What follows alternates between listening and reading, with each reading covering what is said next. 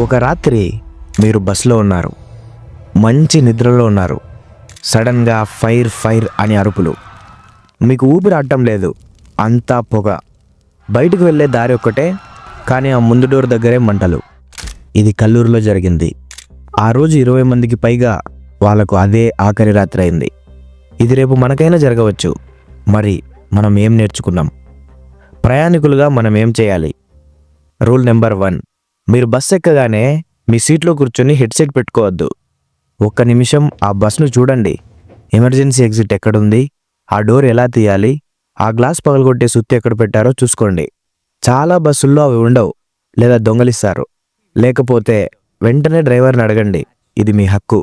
Rule number 2, ఒకవేళ ప్రమాదం జరిగితే దయచేసి మీ లగేజ్ కోసం చూడకండి. మీ బ్యాగ్ కాదు, మీ ప్రాణం ముఖ్యం. సెకండ్లలో మంటలు వ్యాపించే అవకాశాలుంటాయి.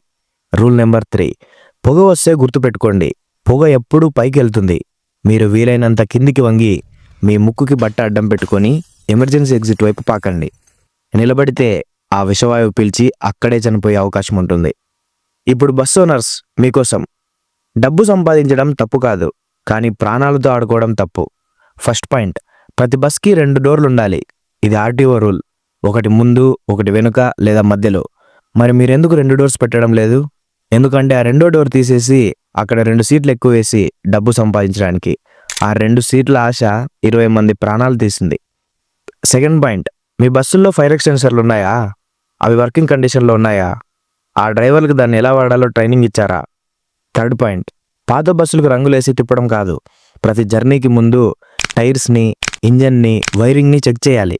మీ నిర్లక్ష్యం ఎన్నో కుటుంబాలను రోడ్డున పడేస్తుంది. ఇక మన ప్రభుత్వం, ఆ ప్రమాదం జరిగిన బస్సుకి అప్పటికే 2 ర్యాష్ డ్రైవింగ్ చలాన్లున్నాయి. అయినా అది రోడ్డు మీద ఎలా తిరుగుతోంది? లక్షల లంచాలు తీసుకొని పాత స్క్రాప్ బస్సులకి ఫిట్నెస్ సర్టిఫికెట్లు ఎలా ఇస్తున్నారు? మీ సంతకం ఎంతో మంది మరణశాసనం రాస్తోంది. ప్రమాదం జరిగాక విచారం వ్యక్తం చేయడం కాదు, ప్రమాదం జరగకుండా ఆపడం మీ బాధ్యత. ట్రాన్స్పోర్ట్ డిపార్ట్మెంట్ ఏం చేస్తుంది?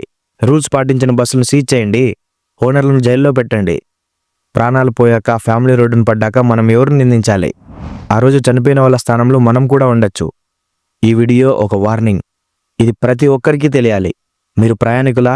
అలర్ట్గా ఉండండి. మీరు ఓనర్లా? బాధ్యతగా ఉండండి. లేక ప్రభుత్వమా? స్ట్రిక్ట్గా ఉండండి. ఈ వీడియోని దయచేసి లైక్ చేయడం కాదు, ప్రతి ఒక్కరికి షేర్ చేయండి. ఇది మన అందరి బాధ్యత. అలాగే ఈ వీడియోపై మీ అభిప్రాయం తప్పకుండా ప్రతి ఒక్కరూ కామెంట్ చేయండి. ఇలాంటి అవేర్నెస్ వీడియోస్ కోసం మన వినయ్ టీవీ యూట్యూబ్ ఛానల్ని తప్పకుండా సబ్స్క్రైబ్ చేసుకోండి.